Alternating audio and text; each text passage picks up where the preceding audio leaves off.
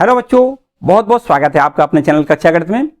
बच्चों आज आप पढ़ेंगे द्विघात समीकरण, दो घात समीकरण के सारे इंपॉर्टेंट प्रश्न और कुछ बेसिक चीजें। दो घात समीकरण होता क्या है ये भी बताएंगे। और बात करें नंबरों की तो यहां से आपको बोर्ड एग्जाम में 10 नंबर मिलने वाले होते हैं। इसमें से कुछ 1 नंबर के, 2 नंबर के, हम ये भी कह सकते हैं कि विकल्प भी इसमें से पूछा जाता है। ठीक है, और 4 नंबर और लास्ट में हम ये भी कह सकते हैं कि इसमें 6 नंबर का भी प्रश्न पूछा जाता है कभी कभार, लेकिन हमेशा नहीं। ठीक है, तो कुल मिला के 10 नंबर अगर आपको लेना है तो वीडियो को लास्ट तक भैया जरूर देखना है, लास्ट तक देखना है। हम ये वादा करते हैं कि आपको ये 10 नंबर जरूर मिल जाएंगे। ठीक है, तो सबसे पहले हम बेसिक पढ़ाएंगे और बेसिक के बाद फिर इसके बाद जो है जो हमने आपको सेलेक्टेड क्वेश्चन किए हैं उनको हम प्रोवाइड करवाएंगे आपको। ठीक है, तो वीडियो को लाइक कर दें, चैनल पर नए आए तो चैनल को सब्सक्राइब कर लें। तो बच्चों अब समझना है दो घात समीकरण होता क्या है। दो घात समीकरण का मतलब है सीधा सीधा कि जो चर होता है उस पर मैक्सिमम 2 पावर होनी चाहिए।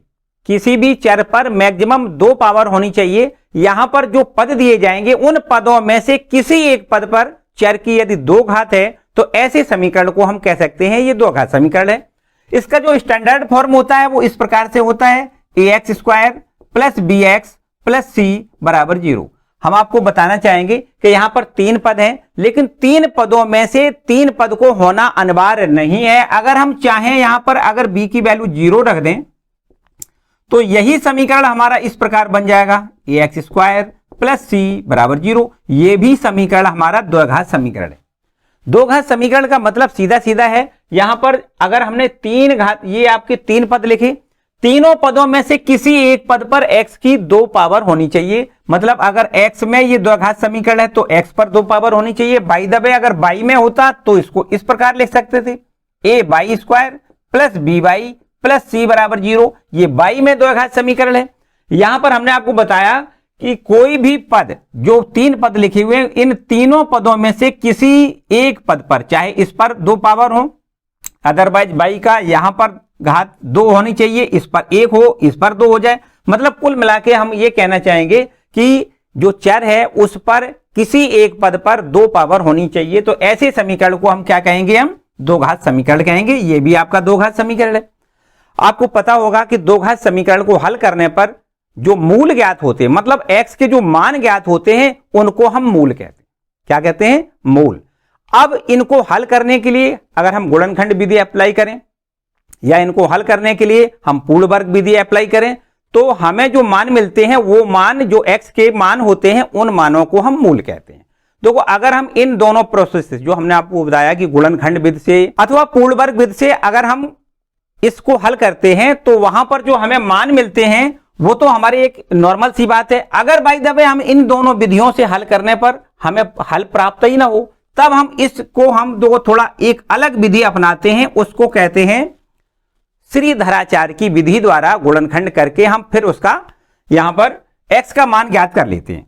तो यहां पर इस प्रकार से देखो ध्यान दें ax² plus bx plus c बराबर 0। ये हमारा द्विघात समीकरण का मानक रूप होता है। और इसको अगर हम सूत्र के द्वारा, द्विघाती सूत्र के द्वारा या हम ये कहें श्रीधराचार्य के द्वारा हल करना चाहें तो यहां पर x की वैल्यू ज्ञात करेंगे, x बराबर -b plus minus under root b² minus 4ac बटे में 2a।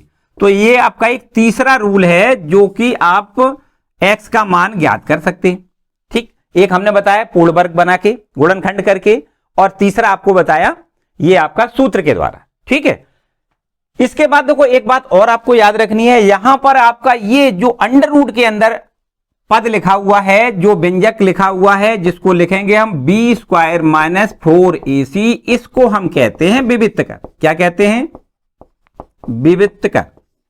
याद रखिएगा कि किसी भी द्विघात समीकरण के मूलों के लक्षण अगर हमें ज्ञात करनी है कि द्विघात समीकरण के मूल अलग अलग हैं, वास्तविक हैं या समान हैं, किस प्रकार के मूल हैं, तो उनके मूलों के लक्षण ज्ञात करने के लिए हम सबसे पहले इस विविक्तकर को ज्ञात करेंगे। विविक्तकर को d से डिनोट करते हैं, यहां d बराबर लिख सकते हैं b² माइनस 4ac। तो सबसे पहले हम d का मान ज्ञात करेंगे और d का मान जैसे ज्ञात हो जाएगा उसके आधार पर हम ये निश्चित कर लेंगे कि ये द्विघात समीकरण के मूल वास्तविक हैं, असमान हैं, भिन्न भिन्न हैं, किस प्रकार के हैं। तो सबसे पहले कंडीशन नंबर 1 समझें। यदि d का मान 0 से बड़ा हो, क्या हो, शून्य से बड़ा हो, तब समीकरण के मूल क्या होंगे, समीकरण के मूल क्या हो जाएंगे, यहां याद करना है आपको, वास्तविक, तब समीकरण के मूल वास्तविक होंगे, भिन्न भिन्न होंगे, भिन्न भिन्न मानी असमान, ठीक, दोनों मूल कैसे होंगे, भिन्न भिन्न होंगे और वास्तविक होंगे। यदि यहां पर दूसरी कंडीशन समझें, यदि d बराबर 0 निकले, यहां पर हम d का मान निकालें अर्थात b स्क्वायर माइनस 4ac का मान निकालें और यदि वो शून्य निकला है, तब हम ये कह सकते हैं कि समीकरण के मूल कैसे होंगे, समीकरण के मूल बराबर या समान भी कहे, समान या बराबर एक ही बात है, तो समीकरण के मूल बराबर होंगे, आपको यह भी याद रखनी है, बराबर होंगे और एक और यहां लिख दें, बराबर तथा वास्तविक, बराबर तथा वास्तविक होंगे, ठीक है। और यदि एक तीसरी कंडीशन और है, यहां लिख देते हैं नंबर तीसरी कंडीशन, यदि d का मान शून्य से छोटा हो, d का मान कैसा हो, शून्य से छोटा, शून्य से छोटा का मतलब है कि d का मान माइनस में आए तो अब शून्य से छोटा माना जाएगा। तो यदि d का मान शून्य से छोटा आता है तब समीकरण के मूल वास्तविक नहीं होते हैं, वास्तविक मूल वास्तविक नहीं, या इसको हम ऐसे कह सकते हैं वास्तविक नहीं, या लिख दें काल्पनिक, क्या लिख दें, काल्पनिक, ठीक, तब इसके मूल काल्पनिक होते हैं। आपको याद रखना है कि जब d का मान शून्य से छोटा आता है तब समीकरण के मूल कैसे होते हैं, काल्पनिक होते हैं, ठीक, इतना क्लियर हो गया। देखिए और कुछ बातें याद रखनी है कि अगर दो घात समीकरण का मूल हमें पहले ही से ज्ञात हो और आपसे पूछा जाए कि अगर दो घात समीकरण के मूल ज्ञात हैं तो दो घात समीकरण कैसे बनाओगे, जैसे थोड़ी देर के लिए हम मान लेते हैं कि समीकरण के मूल, इसको हम रब कर देते हैं, अगर हम मान लेते हैं कि समीकरण के मूल अल्फा और बीटा है, क्या मान लें, एक मूल अल्फा है एक मूल बीटा है, दो घात समीकरण के मूल कितने हैं, अल्फा और बीटा, और दो घात समीकरण आपसे पूछा जाए कि दो घात समीकरण ज्ञात करिए, तो दो घात समीकरण बनाने के लिए आपको सूत्र अप्लाई करना होगा, एक्स स्क्वायर माइनस दोनों मूलों का योगफल इंटू एक्स प्लस दोनों मूलों का गुणनफल बराबर 0। इसको हम इस प्रकार लिख सकते हैं, अदरवाइज जो हमने भाषा बोली है उस रूप में लिखना चाहें तो इस प्रकार लिख लें, एक्स स्क्वायर माइनस मूलों का योग इंटू एक्स प्लस मूलों का गुणनफल बराबर में 0, गुणनफल और बराबर में क्या याद रखोगे, 0। तो अगर कभी द्विघात समीकरण के मूल ज्ञात होते हैं तब हम द्विघात समीकरण ज्ञात करने के लिए सूत्र अप्लाई करेंगे, एक्स स्क्वायर माइनस मूलों का योग इंटू एक्स प्लस मूलों का गुणनफल बराबर 0, ठीक है। और इसके बाद अब मेरे ख्याल से बहुत ज्यादा कुछ है नहीं, इतना ही था। इसके बाद जो भी प्रश्न मिलेगा वो सब कुछ आपको ऐसे मानो कि इन्हीं सब पर आधारित मिलेगा, मतलब आपसे पूछा जाएगा कि मूलों के लक्षण क्या हैं, मतलब मूलों के लक्षण का मतलब मूल वास्तविक हैं, काल्पनिक हैं, किस प्रकार के हैं, इस प्रकार से आपको प्रश्न पूछा जाएगा। और इनको हल करने की जो हमने आपको विधियां बताई कि द्विघात समीकरण को हल कैसे करते हैं, या तो गुणनखंड विधि से या पूर्ण वर्ग विधि से, या इसको हम सूत्र के द्वारा, इसको द्विघाती सूत्र भी कहते हैं अथवा इसको श्रीधराचार्य का सूत्र भी कहते हैं, इस सूत्र के द्वारा भी हम द्विघात समीकरण को हल कर सकते हैं, ठीक है। और द्विघात समीकरण के अगर मूल ज्ञात होते हैं तो द्विघात समीकरण ज्ञात करने के लिए सूत्र आपको बताया, एक्स स्क्वायर माइनस दोनों मूलों का योगफल इंटू एक्स प्लस दोनों मूलों का गुणनफल बराबर 0। तो इतना सब कुछ आप कंप्लीट कर लीजिए और बढ़िया सा एकदम सारे प्रश्न आपके हल हो जाएंगे, ठीक है। तो स्टार्ट करते हैं, जो हमने आपको इंपॉर्टेंट प्रश्नों के बारे में बताया कि वो इंपॉर्टेंट प्रश्न क्या है, अब देखते हैं वो इंपॉर्टेंट प्रश्न। तो अब देखते हैं इस चैप्टर के 5 सबसे महत्वपूर्ण प्रश्न। सबसे पहले प्रश्न संख्या 1 देखना है, लिखा है दो घाती समीकरण 2x square minus 6x plus 3 बराबर 0 के मूलों की प्रकृति ज्ञात कीजिए। एकदम आसान प्रश्न है। सबसे पहले हमें क्या करना होता है कि मूलों की अगर हमें प्रकृति ज्ञात करनी है तो सबसे पहले हमें विविध कर ज्ञात करना होगा। तो हम यहां पर इक्वेशन लिखेंगे, 2x स्क्वायर माइनस का है 6x और प्लस में 3 बराबर में 0। तो सबसे पहले जो द्विघात का मानक समीकरण होता है उससे हमें यहां पर तुलना कर देनी है। ax स्क्वायर प्लस में bx प्लस c बराबर 0 से तुलना करने पर, तो तुलना करने से देखो यहां पर हमें ए बी सी के मान मिल जाएंगे। एक्स स्क्वायर का गुणांक देखो यहां पर है ए और यहां पर है 2, तो यहां तुलना करेंगे तो ए की वैल्यू हमें कितनी 2 मिल जाएगी। यहां से देखो बी की वैल्यू कितनी मिलेगी -6 और सी की वैल्यू कितनी मिलेगी 3। अब हमें विविध कर निकालना है। क्या निकालना है? विविध कर। ये होता है डी और डी बराबर होता है बी स्क्वायर -4ac। तो बी की वैल्यू हमें -6 है और इसका स्क्वायर करेंगे -4, ए की वैल्यू 2, सी की वैल्यू 3 लिख दें। तो यहां पर माइनस का स्क्वायर हम प्लस में लिखेंगे, 6 का स्क्वायर 36 लिखेंगे, -4 दूनी 8, 8 तिया 24। तो यहां से 36 में से ये 24 घटाएंगे तो कितना बचेगा 12। और 12 का मान तो हम निश्चित रूप से कह सकते हैं 12 का मान कितना है? 0 से बड़ा है। और जब 0 से बड़ा विविध कर का मान निकले अर्थात डी का मान 0 से बड़ा निकले तो हम कह सकते हैं कि समीकरण के दोनों मूल वास्तविक होंगे और भिन्न भिन्न होंगे। हमने आपको अभी इसमें बताया था जब बेसिक पढ़ाया था कि जब डी का मान 0 से बड़ा होता है तो आपको लिखना है समीकरण के मूल, यहां लिख दें, अतः समीकरण के मूल क्या होंगे? वास्तविक व भिन्न भिन्न होंगे। वास्तविक व भिन्न भिन्न मतलब अलग अलग। दोनों मान जो x के दोनों मान निकलेंगे उन्हीं मानों को हम मूल कहते हैं। वो कैसे होंगे? वास्तविक होंगे और दोनों अलग अलग मूल हो जाएंगे। ठीक, तो ये हो गया क्वेश्चन नंबर 1। बहुत महत्वपूर्ण प्रश्न है। इसी के साथ देखिए प्रश्न संख्या दूसरा, वो क्या लिखा हुआ है? देखो इसी से संबंधित है। इसमें भी आपको पूछा गया है कि दो घात समीकरण के मूल समान है तो k का मान बताइए। एकदम आसान है काम वही करना है। इसमें भी विविध कर का मान निकालना है, लेकिन प्रश्न में दिया यह गया है कि समीकरण के दोनों मूल कैसे हैं? समान हैं। तो समान तो तब होते हैं जब डी का मान अर्थात विविध कर का मान 0 हो। तो देखिए यहां पर लिख लें दूसरा प्रश्न, द्विघात समीकरण क्या दिया गया है? यह है 3x स्क्वायर माइनस में लिखा है 6x प्लस में k बराबर में 0। अब यहां पर भी बिल्कुल वही काम करना है। ax square plus bx plus c बराबर 0 से यहां पर हम तुलना कर दें। क्या कर दें? तुलना करने पर, तो जब तुलना कर देंगे तो यहां हमें a की वैल्यू 3 मिलेगी, b की वैल्यू -6 और c की वैल्यू यहां लिख दें k।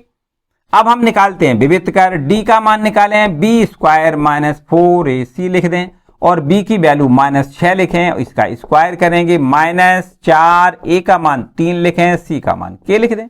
ठीक, फिर से एक बार b की वैल्यू -6, देखो b है -6, इसका स्क्वायर करें, फिर माइनस, फिर 4 और a की वैल्यू 3 लिखेंगे, c की वैल्यू k लिखेंगे, माइनस का स्क्वायर प्लस 6 का स्क्वायर 36, -4 तिया 12 इंटू k। अब आपको यहां लिखना है चूंकि समीकरण के मूल कैसे हैं? समीकरण के मूल समान है या बराबर हैं, एक ही बात होती है, समान हैं। समीकरण के मूल समान हैं, अतः आपको लिखना है डी का मान क्या होता है? समान है। इसका मतलब विविध कर डी बराबर 0। तो जो डी की वैल्यू आई है उसको हम 0 के बराबर लिखेंगे, अर्थात 36 माइनस में 12 के का मान बराबर क्या लिखेंगे? 0 लिखेंगे। अब यहां से पक्षांतर करके हम 12 के की वैल्यू निकालना चाहें तो 36 मिलेगी और के बराबर 36 डिवाइडेड बाई 12 बराबर 12 तिया 36, मतलब के की वैल्यू हमें कितनी मिल गई? के बराबर 3। तो के का मान हमसे पूछा गया था, वो के का मान कितना है? देखो के का मान पूछा गया है, के का मान है 3। ठीक, बहुत महत्वपूर्ण प्रश्न है। ये हो गया प्रश्न संख्या 2। इसके बाद इसी क्रम में आगे बढ़ते हुए पहुंचेंगे प्रश्न संख्या 3 में। देखो इसको रब करते जाते हैं भाई, नोट करते जाओ आराम से। प्रश्न संख्या 3 में भी आपसे पूछा गया है कि गुणनखंड विधि से, अभी हमने आपको बताया था कि जो भी प्रश्न है जो बेसिक पढ़ाया था उसमें सारी बातें बताई थी कि गुणनखंड विधि से भी आपको समीकरण हल करने को कहेगा या पूर्ण वर्ग बनाकर गुणनखंड करने को कहेगा। अदरवाइज ये दोनों विधियों से अगर गुणनखंड ना होते हुए दिखाई दें तो आप श्रीधराचार्य की फॉर्मूले से अर्थात द्विघाती सूत्र जो है उसकी मदद से हम मूल ज्ञात कर सकते हैं। तो यहां पर गुणनखंड विधि से हमसे पूछा गया है तीसरा प्रश्न है ये। क्या है प्रश्न? देखो समीकरण दिया गया है √2 इंटू एक्स स्क्वायर और प्लस में कितना है 7x है और फिर प्लस में 5√2 लिख दें और बराबर में लिख दें 0। ठीक, तो यहां पर देखो, यहां पर अगर हम देखें तो ये एक्स स्क्वायर का गुणांक जो है और ये अचर पद है, इन दोनों का गुणा करने के बाद गुणनखंड करें और बीच में जो 7 लिखा है वो 7 हमें ले आना है, मतलब त्रिपद है। क्या है? त्रिपद। देखो एक बार फिर से समझो, ये है √2 और ये इसमें गुणा करना है 5 इंटू √2 से, तो √2 में √2 का गुणा पूरा 2 बन जाता है, तो 5 गुणे 2 ये गुणनखंड हो गए। अब 5 में अगर हम 2 जोड़ दें तो कितना मिल जाएगा? 7, जो कि हमें चाहिए। देखो इस तरीके से, ठीक है ना। तो अब यहां लिख देते हैं √2 इंटू एक्स स्क्वायर, प्लस में लिख देते हैं कितना? 5x, प्लस में कितना? 2x, प्लस में लिख दें 5 √2 और बराबर में कितना? 0। अब यहां से हम 2 के समूह बनाकर कॉमन लेंगे, तो इस समूह से क्या कॉमन है? केवल और केवल x कॉमन दिख रहा है। यहां से हमें मिलेगा √2 इंटू में एक x मिलेगा, प्लस यहां से x पूरा कैंसिल हो जाएगा, 5 बचेगा। इन दोनों जगह से प्लस में हम √2 कॉमन ले सकते हैं, तो यहां √2 इंटू एक्स लिखें, प्लस यहां √2 से √2 पूरा कैंसिल हो जाएगा, तो आपको 5 लिखना है और बराबर में क्या लिख दें? 0। अब यहां से इन दोनों पदों से √2x प्लस 5 और यहां भी है √2x प्लस 5, तो यहां से हमें दोनों पदों से √2x प्लस में 5 ये कॉमन मिल जाएगा और यहां बचेगा x प्लस में √2 बराबर में लिख दें 0। और यदि इन दोनों गुणनखंडों का गुणनफल यदि 0 के बराबर है तो निश्चित रूप से एक गुणनखंड अवश्य 0 होगा, तो यहां लिख दें यदि √2x प्लस में 5 बराबर में 0, तो x की वैल्यू निकल आएगी माइनस में 5 और अपॉन में √2। ये आपका जो x का मान निकला वो समीकरण इसका एक मूल होगा। अगर दूसरा मूल की बात करें तो दूसरा मूल ये, यदि x प्लस √2 बराबर 0 लिख दें तो x बराबर हो जाएगा माइनस में √2। ये समीकरण का दूसरा मूल हो गया। तो यहां पर हमें मूल पूछे गए, लिख देते हैं x का एक मान है माइनस में 5 बटे √2 और इसका एक दूसरा मूल है वो है माइनस में √2। ये हमसे पूछे गए। ठीक, क्लियर हो गया। इसके बाद अब आपको देखना है क्वेश्चन नंबर 4, इसको हम रब कर देते हैं, नोट कर लो भाई। ठीक है, नोट करते जाओ इसको।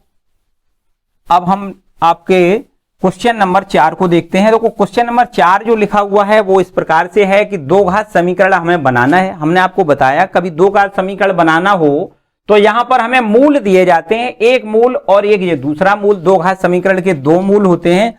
अगर इन दोनों मूलों को अल्फा और बीटा नाम दें तो अल्फा बराबर हमें दिया गया है, यहां लिख लेते हैं, दिया है। क्या दिया गया है? एक मूल 3 दिया गया है, मतलब अल्फा का मान 3 मान लेते हैं, और एक दूसरा मूल बीटा है, ये बराबर दिया गया है 1/3। तो दोनों मूल हमें ज्ञात हैं। अब हमें क्या करना है? द्विघात समीकरण बनाना है, द्विघात समीकरण। तो द्विघात समीकरण बनाने के लिए हमने आपको फॉर्मूला बताया। क्या बताया? आपको लिखना है एक्स स्क्वायर माइनस दोनों मूलों का योगफल इंटू में एक्स प्लस दोनों मूलों का गुणनफल बराबर में 0। ठीक, तो यहां देखो एक्स स्क्वायर माइनस एक मूल है 3 प्लस एक मूल है 1/3 इंटू एक्स लिखेंगे, प्लस यहां पर अल्फा का मान 3 इंटू बीटा का मान 1/3 लिख दें, बराबर में 0 लिख दें। तो ये 3 से 3 तो कैंसिल हो जाएगा।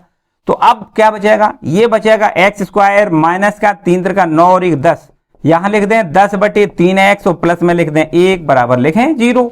अब यहां पर हम चाहें तो 3 का मल्टीपल पूरी इक्वेशन में कर दें तो ये बटे में जो डिवाइड में 3 है वो खत्म हो जाएगा। तो क्या कर दें? यहां पर 3x स्क्वायर लिखेंगे माइनस 10x कर दें प्लस 3 एकम 3 करें, यहां 0 में जब 3 का गुणा करेंगे तो 0 हो जाएगा।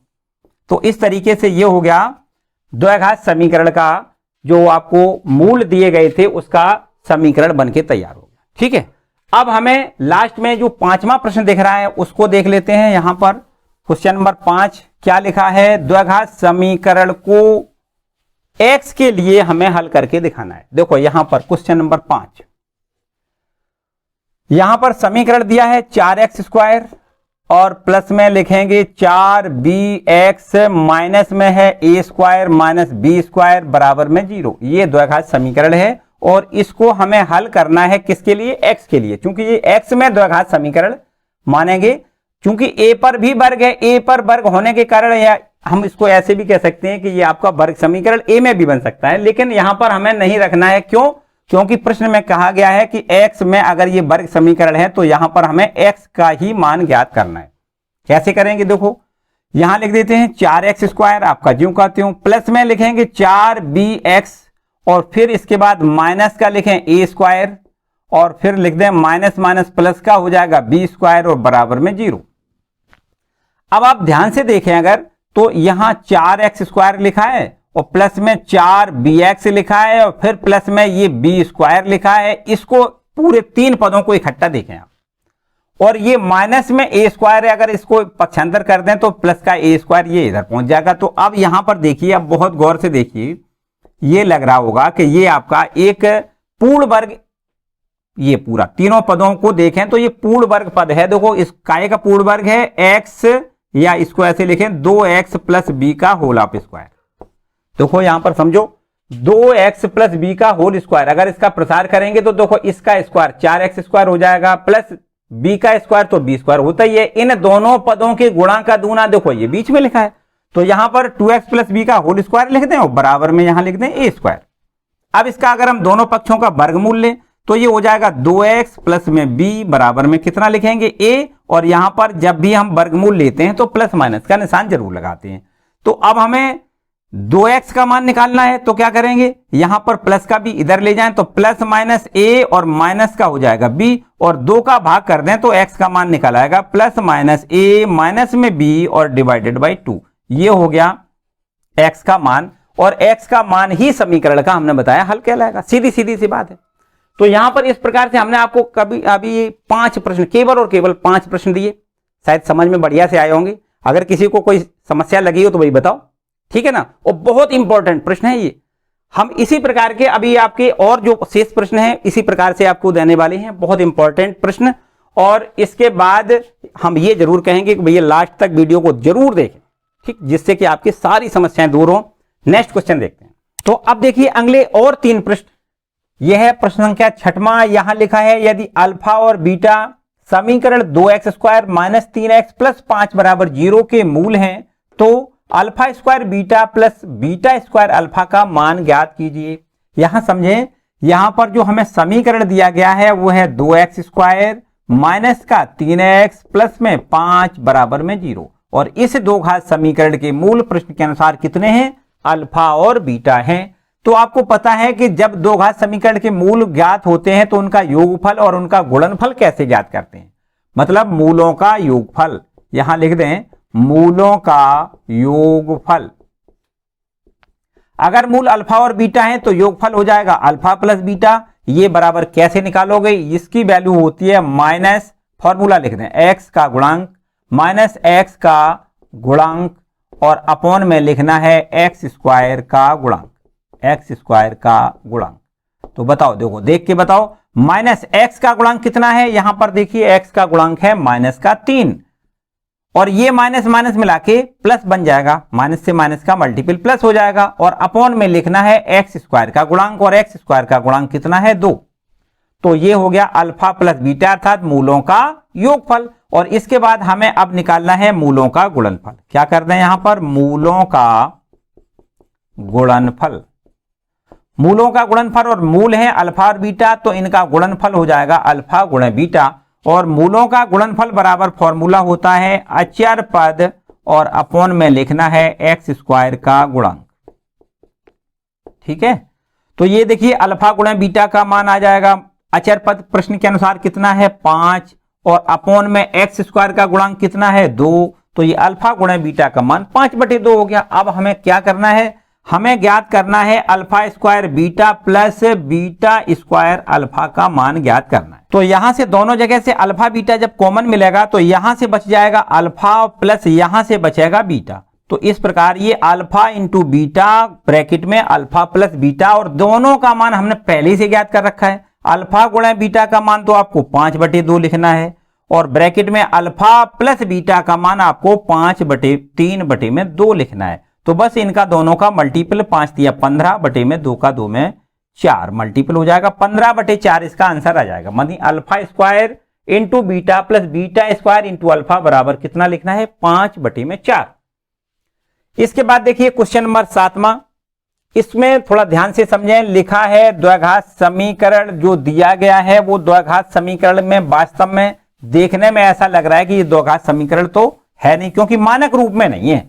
वैसे तो द्विघात समीकरण है ही है लेकिन मानक रूप में नहीं है। कोई बात नहीं, इसमें यह पूछा गया है कि इनके गुणनखंड विधि से इसको हल करके हमें इसका हल करना है। हल करने का मतलब x का मान ज्ञात करना, सीधा सीधा। देखिए क्वेश्चन नंबर 7वां ये है, इसमें लिखा है 1/a प्लस बी प्लस में x और बराबर में ये है 1/a प्लस में 1/b प्लस में 1/x। तो क्या कर दें, देखो इसको इस प्रकार से लिख दें 1/a plus B plus x, और यहां से इधर ले आएंगे तो ये माइनस का हो जाएगा 1/x और बराबर में ये 1/a प्लस 1/b आपका ज्यों का त्यों। यहां से इनका हम एलसीएम ले लेते हैं x into a plus B plus x, ठीक है। और इसके बाद इसको हल करेंगे तो ये x हो जाएगा माइनस इसका इसमें मल्टीपल कैसे हो जाएगा, देखो माइनस का a हो जाएगा, माइनस का ही b हो जाएगा, माइनस का x हो जाएगा, बराबर में यहां से देखिए a इंटू बी एलसीएम आ जाएगा तो इसको b प्लस a लिख सकते हैं, ठीक। ये माइनस का x और ये प्लस का x कैंसिल हो जाएगा, और ऊपर से इन दोनों जगह से हमने माइनस अगर कॉमन लें तो ये हो जाएगा a प्लस बी, और अपॉन में ये हो जाएगा कितना, देखो x इंटू ब्रैकेट में a प्लस बी प्लस में x, और बराबर में यहां लिख देते हैं b प्लस a और अपॉन में ए बी। अगर चाहें तो देखो a प्लस बी से ये a प्लस बी आप कैंसिल कर सकते हो, ठीक है। और इसके बाद अगर हम क्रॉस मल्टीपल कर दें तो इस प्रकार इसको देखो यहां से ax प्लस बी एक्स और प्लस x का x में गुणा x स्क्वायर, और बराबर में यहां लिख देते हैं माइनस का ए बी, ठीक। और इसके बाद माइनस का ए बी इधर ले आए तो ये हो जाएगा, देखो पहले हम x स्क्वायर लिख लेते हैं, प्लस में ax लिख दें, प्लस में bx लिख दें, और प्लस का ये ए बी लिखेंगे और बराबर में लिख दें 0, ठीक है। और इसके बाद में इन दोनों पदों से अलग अलग हम जब कॉमन लें, देखो इससे और इससे, पहले दो पदों से कॉमन x मिल जाएगा तो यहां बच जाएगा x प्लस में a, और आगे के दोनों पदों से जब b कॉमन लें तो ये हमारे पास क्या हो जाएगा, x प्लस a हो जाएगा, x प्लस a हो जाएगा, बराबर में लिखना है 0, और x प्लस a फिर से दोबारा से कॉमन मिल जाएगा तो ये x प्लस b बचेगा, बराबर में 0। अब यहां पर लिखना है यदि x प्लस a का मान 0 है तो निश्चित रूप से x की वैल्यू निकलेगी माइनस a, और यदि ये दूसरा गुणनखंड बराबर 0 लिखोगे, मतलब x प्लस b बराबर 0 लिखोगे तो यहां से x की वैल्यू कितनी मिलेगी, माइनस का b। तो ये हो गया इस समीकरण का हल, x बराबर माइनस a, x बराबर माइनस b, ठीक है ना, क्लियर हो रहा है ये। अब आपको देखो यहां पर 7 प्रश्न मिले, ये इसके बाद ये 8वां प्रश्न है, बहुत महत्वपूर्ण। देखो क्या लिखा है, x के लिए हल करना है, इसमें भी ये दो घात समीकरण दिया गया, इसको रफ कर देते हैं। 8वां प्रश्न है, देखो हमें दिया गया है 1/x माइनस 1, और इनटू में लिखा है x माइनस का 2, और प्लस में है 1/ ये है x माइनस 2, इनटू में कितना है x माइनस का 3, और ये बराबर में 2 में कितना है 3, ठीक है। क्या कर दें भाई, इसको हम हल कर लेते हैं। सबसे पहला काम तो कुछ इस प्रकार हम कर सकते हैं कि इन दोनों पदों में से 1/x माइनस 2 कॉमन ले लेते हैं, ठीक, सिंपल सा हो जाएगा। तो कैसे, देखो 1/x माइनस 1 यहां लिख दें, फिर प्लस यहां से 1/x माइनस 3 लिख दें, और बराबर में ये 2/3 आपका ज्यों का त्यों, ठीक है।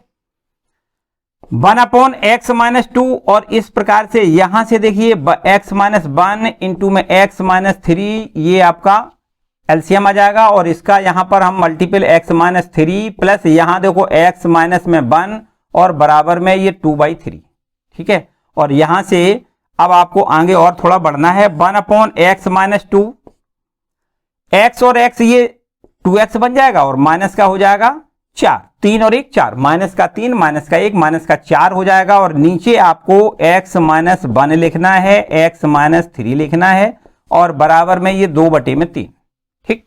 एक काम और कर सकते हो, ऊपर से आप ध्यान से देखें, ऊपर से तो यहां से हमें 2 कॉमन मिल रहा है इन दोनों जगह से, तो 2 कॉमन लें तो ये बचेगा x माइनस 2, और यहां डिवाइड x माइनस 2 आपका ज्यों का त्यों, x माइनस 1 भी ज्यों का त्यों, x माइनस 3 भी ज्यों का त्यों, बराबर में यहां 2/3 लिखते हैं, ठीक। अब आप यहां x माइनस 2 से इस x माइनस 2 को आप कैंसिल कर सकते हो। यहां देखो प्रश्न में दिया गया है, अगर ये आप कैंसिल नहीं करोगे, इस गुणनखंड को बराबर 0 लिखोगे तो x का मान कितना निकलेगा, x माइनस 2 बराबर 0, तो x का मान 2 निकलेगा। जबकि प्रश्न में कहा गया है कि x बराबर न तो 1 है, न 2 है, न 3 है, मतलब इन तीनों मानों में से x का कोई भी मान नहीं है, इसलिए यहां पर इसको हम यहां कैंसिल कर देते हैं। ठीक, और अब हमारे पास जो बचेगा वो आपके पास ये हो जाएगा 2 बटे में आपको लिखना है x माइनस का 1, x माइनस का 3 और बराबर में 2 बटे में 3। ये 2 से इस 2 को भी आप कैंसिल कर सकते हो। अब आपको क्रॉस मल्टीपल करना है, x minus 1 into x minus 3 और बराबर में क्या लिखना है 3। इन दोनों का आप क्रॉस मल्टीपल कर दें तो ये हो जाएगा एक्स स्क्वायर माइनस का लिखें 3x माइनस का 1x माइनस माइनस प्लस 3 और बराबर में 3। इस 3 से इधर 3 ले आए तो ये हो जाएगा एक्स स्क्वायर माइनस का इधर लिख दें माइनस का कितना 4x, ये 3 से 3 तो कैंसिल हो जाएगा, बराबर लिख दें 0। अब यहां से इन दोनों पदों से आप x कॉमन ले सकते हो तो लिख दें x माइनस का 4 बराबर में क्या लिखोगे 0। अब यहां से x का मान जब 0 लिखोगे तो एक आंसर आपका ये हो जाएगा, और यदि आप दूसरा वाला गुणनखंड मानी x माइनस 4 बराबर 0 लिखोगे तो यहां से x का मान कितना मिलेगा 4। आपके पास इसका आंसर आ जाएगा x का मान 0 और x का मान 4। ये देखो इसका आंसर है, आपको प्रश्न में कह दिया गया है कि x का मान 1 नहीं हो सकता है, 2 नहीं हो सकता है, 3 नहीं हो सकता है। तो यहां पर देखो 0 तो हो सकता है, 4 भी हो सकता है, क्योंकि 1 2 3 हमें प्रश्न में कहा गया है x का मान 1 नहीं, 2 नहीं, 3 नहीं, मतलब 3, ये तीनों मान नहीं हो सकते। तो ये आपका समीकरण का हल हो गया x बराबर 0 और x का मान 4। ठीक, ये हो गया क्वेश्चन नंबर 8।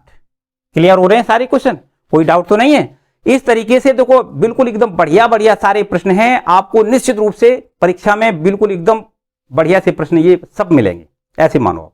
ठीक है, कंप्लीट जरूर करना है। तो अब शेष क्वेश्चन और थोड़े से हैं, बहुत मजेदार क्वेश्चन हैं, उनको देख लेते हैं। और ये रहा क्वेश्चन नंबर 9वां जो कि इबारती प्रश्न है। यहां लिखा हुआ है नाव की शांत जल में चाल 15 किलोमीटर प्रति घंटा है, इसे धारा की विपरीत दिशा में 30 किलोमीटर जाने और फिर धारा की दिशा में पहले वाले स्थान पर लौटने में कुल समय 4 घंटा 30 मिनट लगता है, धारा की चाल ज्ञात करिए।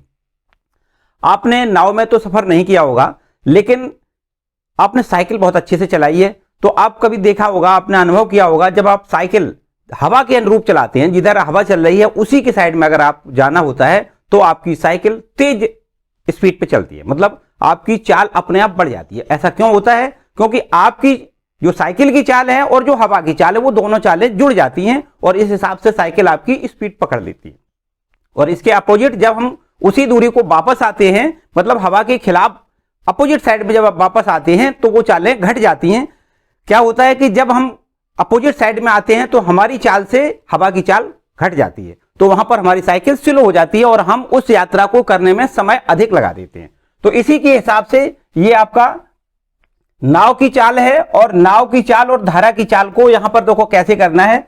यहां पर लिखा है पहले, सबसे पहले शांत जल में नाव की चाल, यहां लिखते हैं पहले नाव की चाल।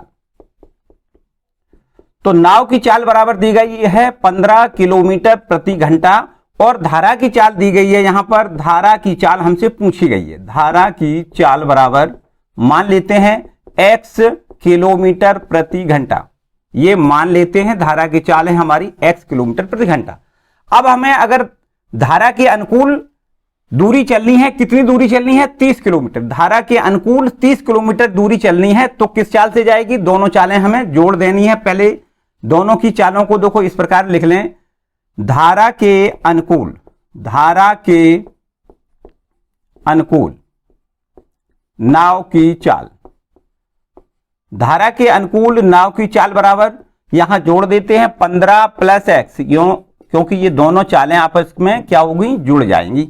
और धारा के प्रतिकूल मानी हवा के मानी धारा के खिलाफ, मतलब जब हम वापस लौट रहे होते हैं तो उसको हम प्रतिकूल कहेंगे। प्रतिकूल स्थिति का मतलब वापस लौटने की स्थिति, तो उस समय नाव की चाल कितनी हो जाएगी? 15 माइनस x किलोमीटर प्रति घंटा।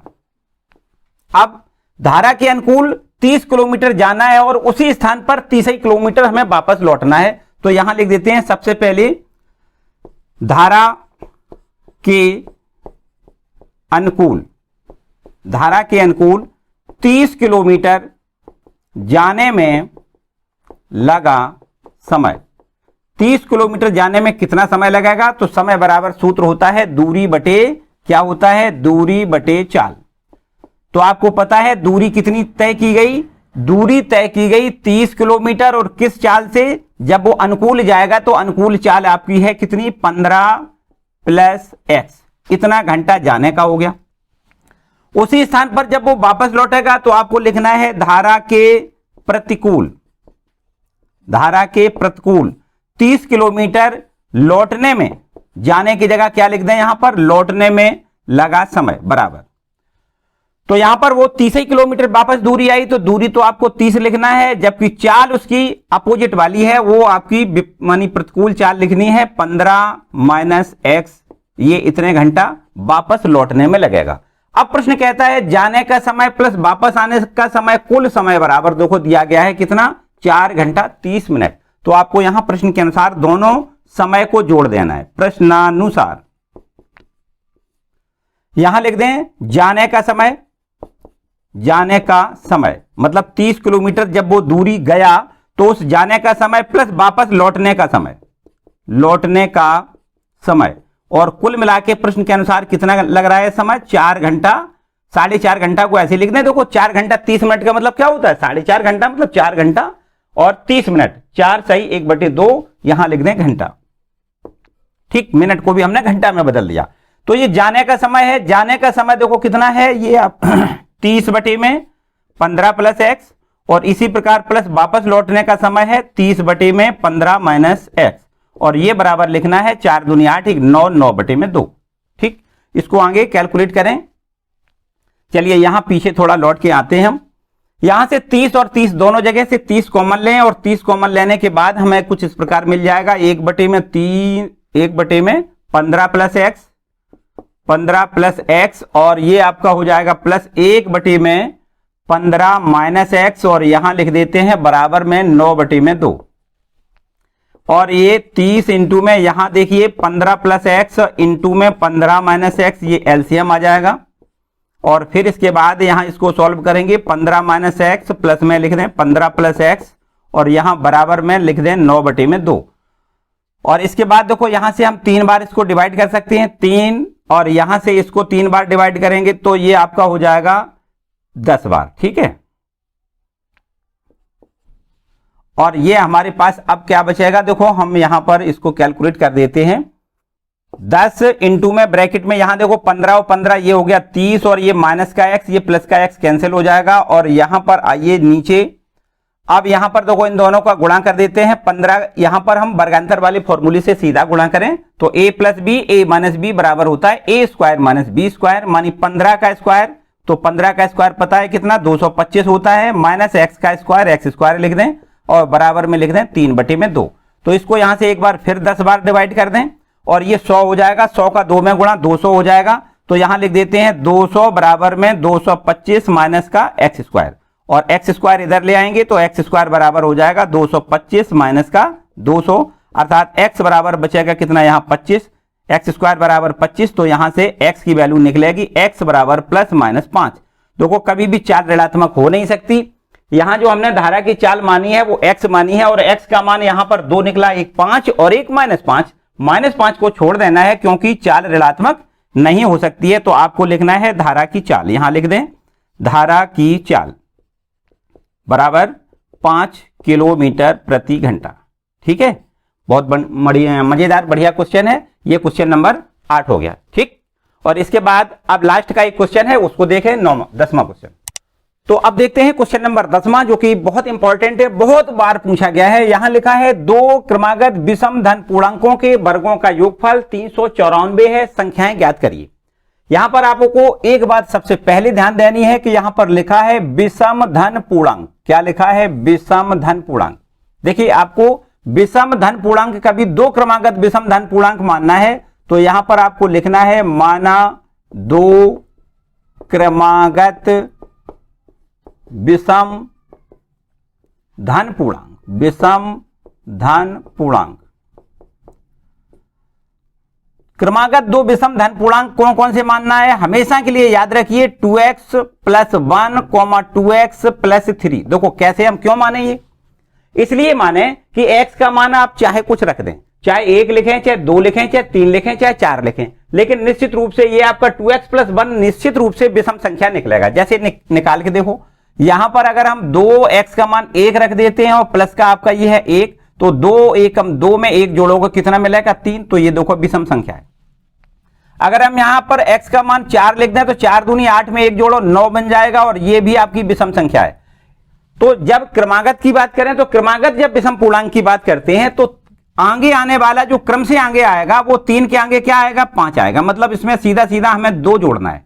यहां पर 3 में 2 जोड़ना है तो 5 मिलेगा, 5 में 2 जोड़ेंगे तो 7 मिलेगा। तो हम इस प्रकार कह सकते हैं कि जब भी एक धन पूर्णांक हमें विषम धन पूर्णांक पता हो तो उसके आगे वाले में 2 जोड़ दें तो अगला क्रमागत धन पूर्णांक मिल जाएगा। तो यहां पर देखिए 2x + 1 हमने बताया ये आपका विषम धन पूर्णांक है और इसमें 2 जोड़ दें तो 2x + 1 में अगर 2 जोड़ें तो 2x + 3 सीधा सीधा हो जाएगा, ठीक है ना। और इसके आगे और जोड़ना होता तो फिर इसमें 2 जोड़ देते। तो क्रमागत 3 धन पूर्णांक अगर पूछे जाते तो हम इसको लिखते 2x + 5, इसमें आगे 2 और जोड़ देते तो क्या हो जाता 2x + 5 हो जाता अगर 3 पूछे जाते तो यहां पर फिलहाल 2 क्रमागत धन पूर्णांक पूछे गए हैं तो आपको याद रखना है 2x + 1, 2x + 3 ये आपके 2 क्रमागत धन पूर्णांक हैं। अब प्रश्न क्या कह रहा है, इनके दोनों के वर्गों का योगफल 394 है। यहां लिख दें प्रश्नानुसार क्या है, प्रश्न के अनुसार इनका दोनों का वर्ग करके जोड़ दें। मतलब 2x + 1 इसका वर्ग कर दें और 2x + 3 इसका भी वर्ग कर दें और योग मानी प्लस बीच में कर दें तो दोनों के वर्गों का योगफल हो गया और यह प्रश्न के अनुसार दिया गया है 394। ठीक, इस प्रकार से तो बस इसका होल स्क्वायर तोड़ दें a + b का होल स्क्वायर वाले फॉर्मूले से। तो यहां हो जाएगा 4x² + 1 का स्क्वायर 1 प्लस इन दोनों के गुणा का दूना आपको लिखना होता है तो आपको लिखना है यहां 4x। बिल्कुल ठीक इसी प्रकार यहां देखिए इसको लिख देते हैं 4x² प्लस में 3 का स्क्वायर 9 प्लस में 3 दूनी 6 और 6 दूनी 12x लिखेंगे और बराबर में यहां लिख दें 394। इसके बाद देखो 4 और 4 8x² ये आपका हो जाएगा और ये आपका 12 और 4 16 कितना हो जाएगा 16x हो जाएगा और ये 9 और 1 10 हो जाएगा। जबकि इधर से देखो इसको हम 394 को इधर ले आएंगे तो 394 ये आपका माइनस का हो जाएगा बराबर में 0। यहां हो जाएगा 8x² प्लस में लिख दें 16x और यहां देखिए 10 कम कर देते हैं तो 384 बचेगा और बराबर में 0। ठीक, अब इसमें यहां पर देखिए आप मेरे ख्याल से 8 का पूरा भाग चला जाएगा तो 8 से अगर हम भाग कर दें पूरे इक्वेशन में तो 8 से भाग कर दें x² हो जाएगा, 8 दूनी 16 2x हो जाएगा माइनस 8 चौको 32 मानी 4 बार जाएगा और 6 बचेगा 8 अट्ठे 64 8 बार जाएगा बराबर में 0। अब हम 48 के गुणनखंड करें और माइनस बीच में हमें मतलब माइनस का निशान है, इसका मतलब घटाने पर हमें 2 राशि चाहिए। तो यहां देखिए 8 गुणा 6 कर देते हैं और 8 में से 6 घटाएं तो क्या बचेगा 2। आगे बढ़ाएं देखो x² प्लस में यहां लिखेंगे 8x माइनस का लिख दें 6x माइनस का 48 और बराबर में 0। तो यहां से देखो 2 2 के जोड़े बना के यहां से कॉमन लेंगे और यहां x कॉमन मिल जाएगा तो x + 8 और इधर से माइनस का 6 कॉमन लें तो x माइनस माइनस प्लस का 8 हो जाएगा बराबर में 0।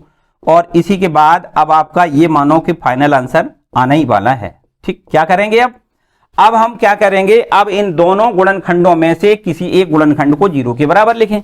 क्योंकि दोनों गुणनखंडों का गुणनफल अगर 0 है तो इसका मतलब एक जरूर 0 है। तो यहां लिख देते हैं यदि x + 8 बराबर 0 तो निश्चित रूप से x की वैल्यू -8 मिलेगी, जो कि हम ऐसा कह सकते हैं कि हमसे तो धन पूर्णांक पूछे गए तो ये तो ऋण पूर्णांक निकल आया। तो यहां पर इस पर हमें चर्चा नहीं करनी है, मानी यहां पर हम इसको अमान्य लिख देते हैं। क्या लिख दें अमान्य। इसके बाद यदि यहां से देखिए दूसरा, यदि x - 6 बराबर 0 x - 6 बराबर 0 लिखेंगे तो x की वैल्यू कितनी निकल आएगी 6। तो यहां पर देखो क्रमागत विषम धन पूर्णांक जो हमसे पूछे गए थे वो हमारे पास कितने मिलेंगे। देखो ये लिखा है 2x + 1 तो 2x का मान 6 लिखेंगे प्लस में 1 एक पूर्णांक ये हो जाएगा। दूसरा वाला कितना है 2 × 6 प्लस में 3 लिखेंगे तो ये हमारे पास देखो 6 दूनी 12 13 आएगा और यहां से 6 दूनी 12 और 3 15 लिखेंगे। तो देखो ये दोनों विषम क्रमागत धन पूर्णांक, ये देखो 13 संख्या विषम है 15 भी विषम है, जबकि 13 के आगे जो क्रमागत आएगा, क्रमागत का मतलब जो क्रम से आने वाला होगा विषम पूर्णांक वो आपका 15 होगा। 13 में 2 जोड़ेंगे तो 15। ठीक है ना। तो इस प्रकार से ये क्वेश्चन नंबर आपका 10वां कंप्लीट हो गया। इसके बाद में वैसे तो हमारा टारगेट यही होता है कि हम केवल जो आपके मोस्ट इंपॉर्टेंट क्वेश्चन है वो केवल हम 10 सेलेक्ट कर रहे हैं, लेकिन इसमें यहां पर एक बोनस और हम आपको क्वेश्चन बताएंगे क्योंकि वो भी प्रश्न परीक्षा की दृष्टि से बहुत इंपॉर्टेंट है। तो चलिए नेक्स्ट एक और क्वेश्चन देखते हैं। तो ये देखिए क्वेश्चन है 11वां, जो कि हमने बताया कि हम बोनस के रूप में इसको बता रहे हैं। बहुत ही बढ़िया प्रश्न है, बहुत बार पूछा गया है। हंसों के एक झुंड में से उसकी संख्या के वर्गमूल के 7/2 गुने हंस तालाब के किनारे खेल रहे हैं और बचे हुए 2 पानी में तैर रहे हैं। तो हंसों की कुल संख्या आपको बतानी है। आपने हंसों का तो हिसाब किताब कुछ कम देखा होगा, लेकिन आपने देखा होगा कि बतख जो होती है, बतख, वो भी आपके हंसों के ऐसी ही जोड़ी बना के, मानी झुंड बना के तालाबों के किनारे या इधर उधर चुनने बुनने के लिए जाती हैं। तो उसी प्रकार से जैसे कि हंस की यहां पर बात की गई है, इसमें से हंसों की कुल संख्या जितनी थी उसमें से 7/2 गुनी तालाब के किनारे ये हंस हैं, और शेष जो 2 बच गए, मतलब उसमें से ये हो गया कि 2 किसी तरीके से अलग हो गए। तो वो बचे हुए हैं, वो आपके क्या काम कर रहे हैं, बचे हुए पानी में तैर रहे हैं, वो तैरने लगे पानी में। और ये जो थे वो किनारे पे थे। कितने किनारे पे कितने हैं, कुल संख्या के वर्गमूल के 7/2 गुने ये आपके कहां पर हैं, ये तालाब के किनारे पर हैं। तो यहां पर मान लेते हैं, माना हंसों की कुल संख्या बराबर क्या लिख दें, यहां पर x मान लेते हैं। माना हंसों की कुल संख्या बराबर x है। अब देखो यहां x हंस टोटल हैं, उस टोटल हंस में से जो तालाब के किनारे खेल रहे हैं वो कितने हैं, यहां लिख दें तालाब के किनारे खेल रहे, तालाब के किनारे खेल रहे हंस या हंसों की संख्या कितने हैं जो तालाब के किनारे खेल रहे हैं। प्रश्न के अनुसार प्रश्न कहता है कि कुल जितने हैं मानिए कुल हंस हैं कितने, x, उसकी वर्गमूल, उसका हम वर्गमूल लें, और वर्गमूल का 7/2 गुना जो हैं वो खेल रहे हैं तालाब के किनारे। और इसके बाद जो शेष और बचे, तथा शेष जो 2 बचे हैं वो कहां पे हैं, पानी में तैर रहे। तो यहां लिख दें शेष 2, शेष पानी में तैर रहे हंस। पानी में तैर रहे हंस वो शेष हैं, वो कितने हैं, 2, मतलब 2 टोली बन गई समझो, एक ये टोली, एक ये पानी में तैरने लगी। तो यहां से अगर हम इन दोनों को जोड़ दें तो टोटल हंस मिल जाएंगे। तो यहां पर इस प्रकार लिख सकते हैं, अतः यहां लिख दें, देखो ये आपके तालाब के किनारे जो खेल रहे हैं वो तो हैं आपके 7/2 √x, और जबकि पानी में तैर रहे हैं वो 2 हैं, और टोटल मिला के कितने हैं, टोटल मिला के आपके x हंस है। तो इस प्रकार बराबर में x लिख दें, बस इसको कैलकुलेट करें, x का मान ज्ञात हो जाएगा। तो यहां से देखो इस प्रकार इसको लिख सकते हैं 7/2 × √x, ये इसको यहीं छोड़ दें, और ये आपका प्लस का 2 है, इधर ले जाएं तो x माइनस का 2 हो जाएगा। और अब हम दोनों पक्षों का यहां वर्ग कर देते हैं। क्या करें, दोनों पक्षों का वर्ग करने पर, तो दोनों पक्षों का वर्ग करने पर हमें यहां मिलेगा 7/2 × √x, और इसका स्क्वायर करेंगे बराबर में इधर x माइनस 2 का यहां स्क्वायर कर दें, ठीक। और इसका होल स्क्वायर तोड़ दें तो ये देखो 7 7 49, और 2 का स्क्वायर 4 लिखेंगे, √x का स्क्वायर पूरा x लिख जाएगा, और बराबर में इसका होल स्क्वायर तोड़ें, x स्क्वायर प्लस 2 का स्क्वायर 4, और माइनस का दोनों पदों के गुणा का दूना, तो ये माइनस का कितना हो जाएगा, 4x, ठीक। ये 4 जो डिवाइड कर रहा है इसको इधर हम इधर भेज दें, मानी क्रॉस मल्टीपल कर दें, तो ये हो जाएगा 4x स्क्वायर। देखिए 4 का इसमें इधर गुणा करें, 4x स्क्वायर, प्लस में 4 चौको 16 लिखेंगे, माइनस में 4 चौको 16x लिखेंगे, और बराबर में ये 49x, कितना लिख दें, 49 × x, और इधर पक्षांतर करें तो ये हो जाएगा 4x स्क्वायर, माइनस में 16 और ये जुड़ जाएंगे, देखो माइनस का 16x और माइनस ही का ये हो जाएगा 49x, और प्लस में इधर 16 और बराबर में लिखेंगे 0। ये हो जाएगा 4x स्क्वायर, माइनस में इन दोनों पदों को जोड़ दें, देखो x वाले पदों को, 9 6 15, 5 हासिल 1, 5 और 1 6, माइनस का 65 और प्लस में लिखेंगे 16 बराबर में 0। अब आप 16 और 4 का यहां पर हम गुणनखंड करके इस प्रकार के जोड़े बनाएं कि 65 हम यहां पर ले आ सकें। तो 16 चौको 64 होता है, 64 एकम 64 में एक जोड़ो 65 सीधा सीधा हो जाएगा। देखो यहां लिख दें 4x स्क्वायर माइनस का 64x माइनस में 1x और प्लस में लिखेंगे 16 बराबर लिखें 0। यहां से दोनों पदों से देखो, पहले वाले दोनों पदों से 4x कॉमन मिल जाएगा, ये बचेगा x माइनस का 16। यहां माइनस 1 कॉमन लें तो ये बचेगा x माइनस 16 बराबर में 0 लिखेंगे, और x माइनस 16 फिर से कॉमन मिलेगा तो यहां लिख सकते हैं 4x माइनस में 1 बराबर में 0। यहां लिख दें यदि x माइनस 16 बराबर 0 तो निश्चित रूप से x की वैल्यू हमें 16 मिल जाएगी, जबकि यदि हम 4x माइनस 1 बराबर 0 लिखें तो x की वैल्यू मिलेगी, x का मान 1/4 मिलेगा। इसको हम अमान्य लिख दें क्योंकि हंसों की संख्या बटे में तो हो नहीं सकती, तो यहां इसको अमान्य लिख दें। तो x का मान जो हमारा निकला है वो x बराबर कितना निकला है 16। तो हम कह सकते हैं कि जो हंसों की संख्या है वो टोटल हंसों की संख्या निकल आई, हंसों की संख्या, कुल हंसों की संख्या ऐसे लिख सकते हैं बराबर कितनी 16। यही हमसे प्रश्न में पूछा गया है। ठीक है, उम्मीद है कि आपको अच्छे से सब कुछ समझ में आया होगा, किसी प्रकार की कोई समस्या शायद नहीं रही होगी आपकी।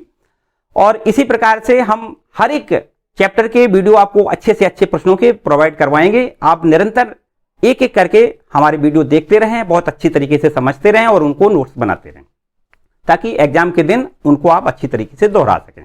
ठीक है, उम्मीद है कि ये प्रश्न आपको बहुत परीक्षा में मदद करने वाले होंगे।